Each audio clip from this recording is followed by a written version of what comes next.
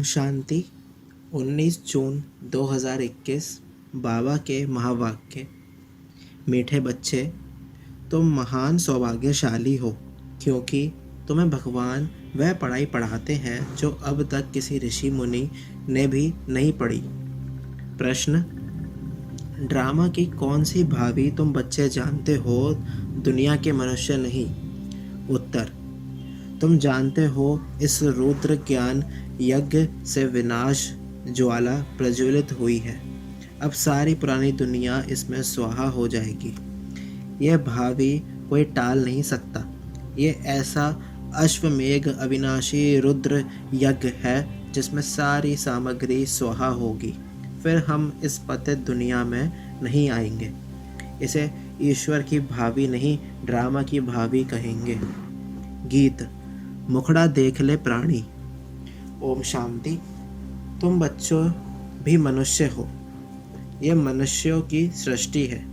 इस समय तुम ब्राह्मण धर्म के मनुष्य बने हो। बाप शिक्षा देते हैं आत्माओं को। आत्मा को अभी अपने स्वधर्म का पता है कि हम आत्मा इस शरीर को चलाने वाली है। आत्मा का यह रथ है। जैसे बाप इस रथ पर आकर सवार हुए हैं, तुम्हारी आत्मा भी इस रथ पर सवार है। सिर्फ आत्मा को यह ज्ञान भूल गया है कि हम आत्मा शांत स्वरूप है। हमारे रहने का स्थान ही मूल वतन में है।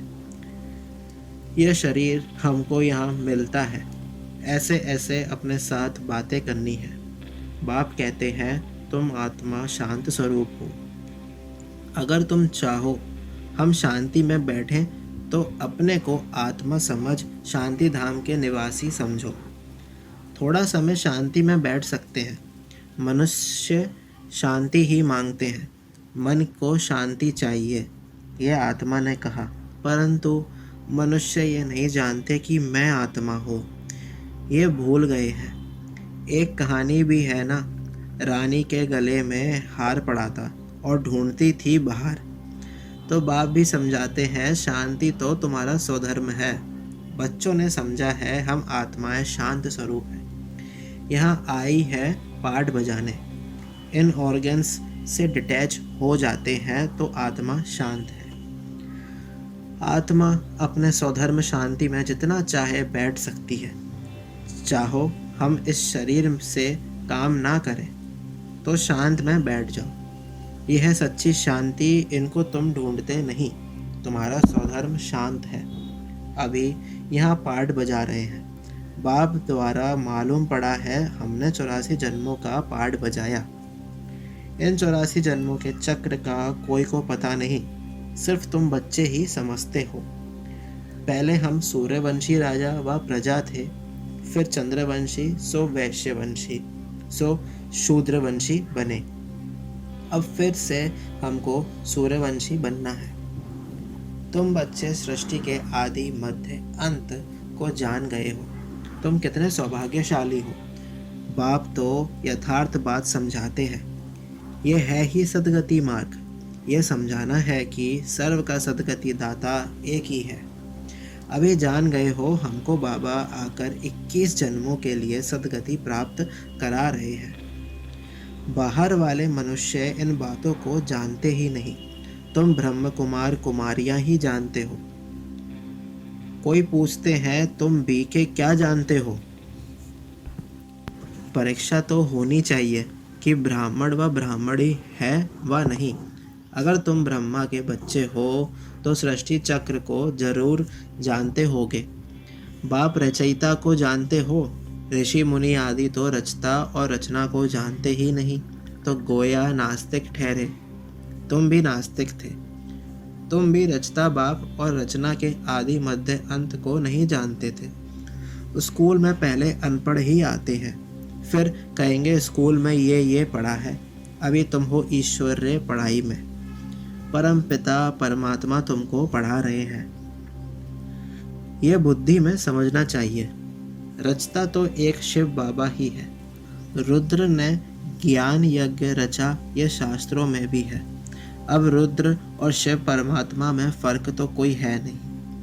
यह भी है कि रुद्र ज्ञान यज्ञ से विनाश ज्वाला निकली, सिर्फ रुद्र शिव की जगह कृष्ण का नाम डाल दिया है वही गीता।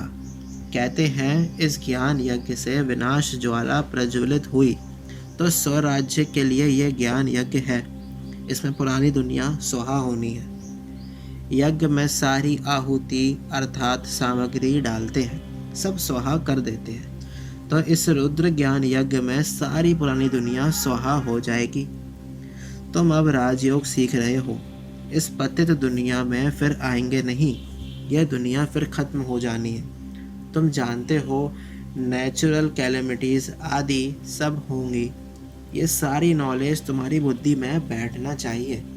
शिव बाबा कहते हैं मेरी बुद्धि में ही सारा ज्ञान है। बाप सत्य है, चैतन्य है, ज्ञान का सागर है, सृष्टि के आदि मध्य अंत को जानते हैं। ऋषि मुनि तो कहते हैं हम रचता और रचना को नहीं जानते।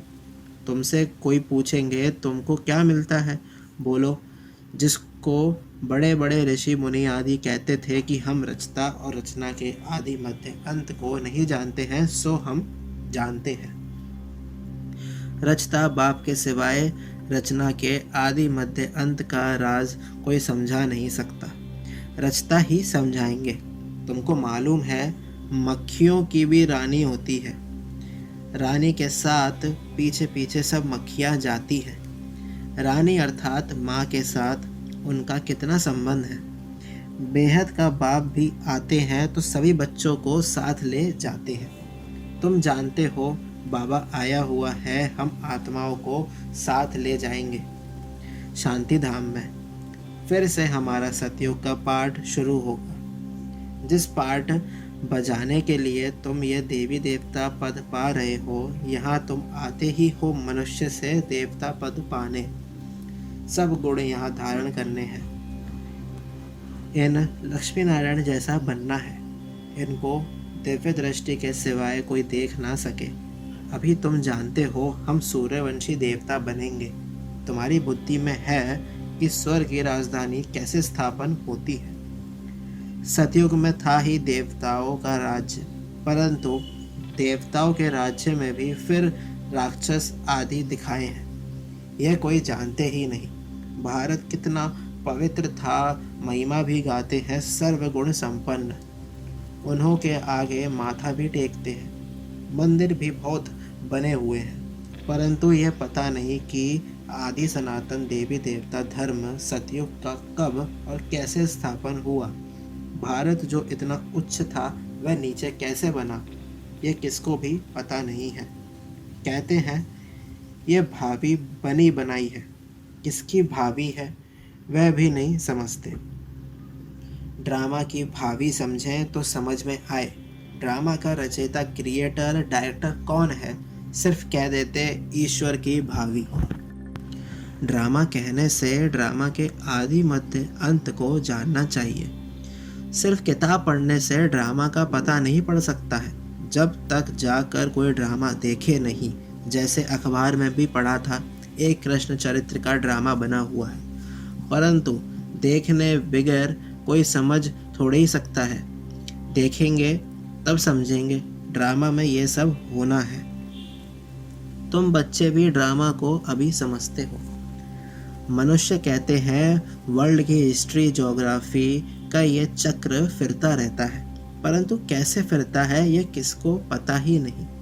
नाम भी लिखे हुए हैं सतयुग, त्रेता, द्वापर, कलयुग, फिर संगम युग, परंतु मनुष्यों ने समझ लिया है युगे युगे आते हैं। सतयुग त्रेता का भी संगम होता है, परंतु उस संगम का कोई महत्व नहीं है, वहाँ तो कुछ होता नहीं। ये बातें तुम जानते हो। सतयुगी सूर्यवंशियों ने फिर चंद्रवंशियों को राज्य कैसे दिया। ऐसे नहीं कि चंद्रवंशियों ने सूर्यवंशियों पर जीत पाई, नहीं। जो चंद्रवंशी का राजा होता है तो सूर्यवंशी राजा रानी उनको राज्य भाग्य का तिलक दे तख्त पर बिठाते हैं। राजा राम रानी सीता का टाइटल मिलता है। किसने दिया? कहेंगे सूर्यवंशियों ने ट्रांसफर किया, अब तुम राज्य करो। जो सीन तुम बच्चों ने साक्षात्कार में देखी है, बाकी कोई लड़ाई आदि नहीं लगती है। जैसे किसको राजा ही दी जाती है वैसे देते हैं। उन्हों के पैर आदि धोकर उनको राज्य तिलक देते हैं। वहाँ कोई गुरु गोसाई तो होते नहीं है। अब तुम बच्चों की बुद्धि में है, हम देवी स्वभाव वाले बनते हैं। सूर्यवंशी चंद्रवंशी राज्य में हम कितने सुखी होंगे। बाबा हमको दुख से निकाल सुख में ले जाते हैं और कोई सुखी बना ना सके। साधु लोग खुद भी चाहते हैं हम शांति धाम में जाएं। बाप कहते हैं मैं इन साधुओं आदि का भी उद्धार कर सबको शांति धाम में ले जाता हूँ। सन्यासी तो आते ही द्वापर में हैं। स्वर्ग में हम देवताएं ही रहते हैं। वहाँ भी सेक्शन अलग अलग है। सूर्यवंशियों का अलग, चंद्रवंशियों का अलग।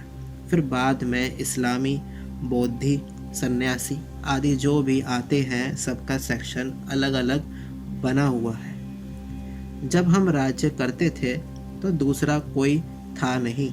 मूल वतन में भी ऐसी माला नंबरवार बनी हुई है। आदि सनातन देवी देवता धर्म वालों की है पहली बिरादरी, फिर और बिरादरियां निकलती हैं। ये बिरादरी है बड़े ते बड़ी, और दूसरे जो धर्म स्थापक आते हैं सब उनसे निकले हुए हैं।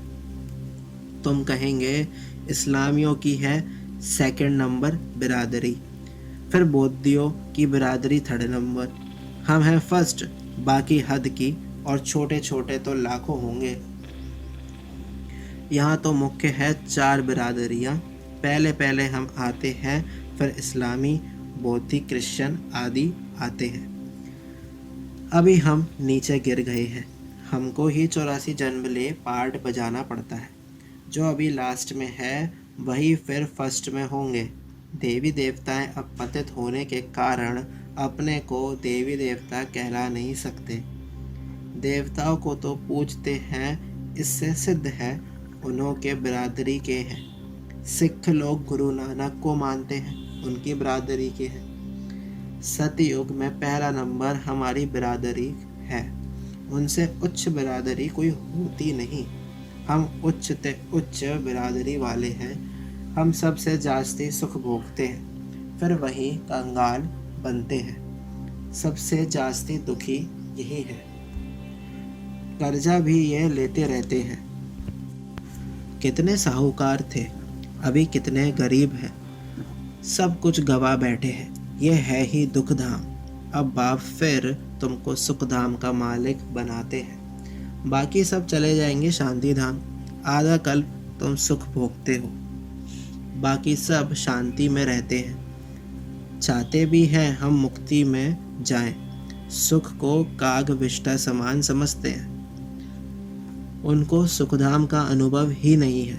तुमको अनुभव है। महिमा भी गाते हैं, परंतु पतित होने के कारण भूल गए हैं। अब बाप याद दिलाते हैं, हे भारतवासी, तुम देवी देवता धर्म के हो। द्वापर से नाम बदली कर दिया है। देवता धर्म वाले ही पतित बन गए। गाते भी रहते हैं, हे पतित पावन आओ। बाप ने बताया है तुम कितने जन्म पावन दुनिया में थे, कितने जन्म पतित दुनिया में हैं। अब फिर पावन दुनिया में जाना है। यह पाठशालाओं की पाठशाला है, यज्ञों का यज्ञ है। सारी पुरानी दुनिया इसमें खत्म होनी है। होलिका जलाते हैं, यह सब पर्व अभी के हैं। आत्मा चली जाएगी, बाकी शरीर खत्म हो जाएंगे। यह नॉलेज कोई सन्यासी आदि दे ना सके। गीता में कुछ है, परंतु आटे में लून नमक ज्ञान प्राय लोप हो जाता है। शिव बाबा कहते हैं हमने ये यज्ञ रचा है। इनमें तन मन धन सब सुहा करते हो, जीते जी मरते हो।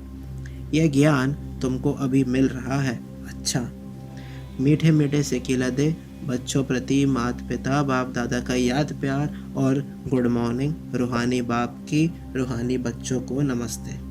हम रूहानी बच्चों की रूहानी माता पिता बाप दादा को याद प्यार और गुड मॉर्निंग, नमस्ते नमस्ते, शुक्रिया बाबा शुक्रिया।